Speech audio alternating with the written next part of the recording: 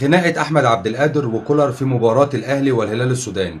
أعرف التفاصيل معايا. طبعا أول حاجة مبروك للنادي الأهلي ومبروك لجمهوره على الصعود. أحمد عبد القادر امبارح بعد ما خرج من الملعب أو بعد تبديله من الملعب امبارح خرج زعلان. بعدها على طول جه هدف النادي الأهلي الثاني، الناس كلها قامت احتفلت بالهدف ما عدا أحمد عبد القادر. جه سيد عبد الحفيظ يحضن أحمد عبد القادر عشان يحتفل معاه بالهدف، اللي هو يعني حضنه كده في لا مبالاة. وعدت اللقطه وعادي ومحدش خد باله. اللقطه الاكثر تاثيرا بعد المباراه، طبعا اللعيبه كلها بعد المباراه راحت احتفلت مع الجمهور والجهاز الفني وكله كان بيحتفل مع بعضه الا احمد عبد القادر في لقطه مؤسفه. كولر بيشد احمد عبد القادر من ايده عشان يحضنه ويحتفلوا مع بعض بانتصار النادي الاهلي.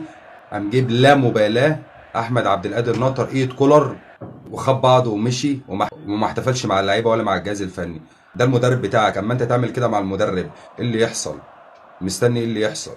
يعني اما لعيب المدرب بيجي يشده عشان يحتفل معاه، يوم اللاعب ناطر ايد المدرب كده وكانه طبعا كل ده حضراتكم شايفين معانا في الفيديو دلوقتي.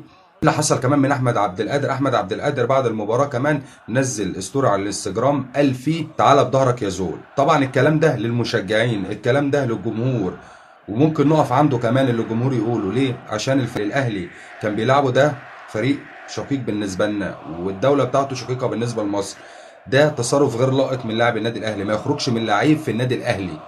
يخرج من مثلا واحد من الجمهور يقولها عفويه ممكن نعديها، لكن لعيب لا. طبعا الناس كلها مستنيه نشوف اداره الاهلي هتتعامل مع احمد عبد القادر ازاي. هل هتعدي له لقطه سيد عبد الحفيظ؟ هل النادي الاهلي هيتغافل عن لقطه احمد عبد القادر مع كولر؟ هل هيتغافل مع الستوري او الستوري اللي نزله على الانستجرام؟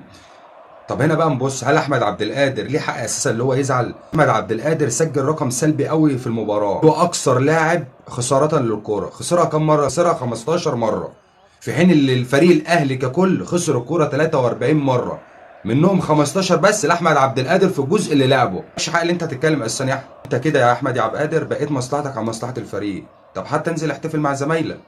ننتظر قرارات مجلس إدارة النادي الأهلي، وطبعا هقول لك هم عاقبوا أحمد عبد القادر بس العقوبة كانت سرية، هيبان في المباريات اللي جاية.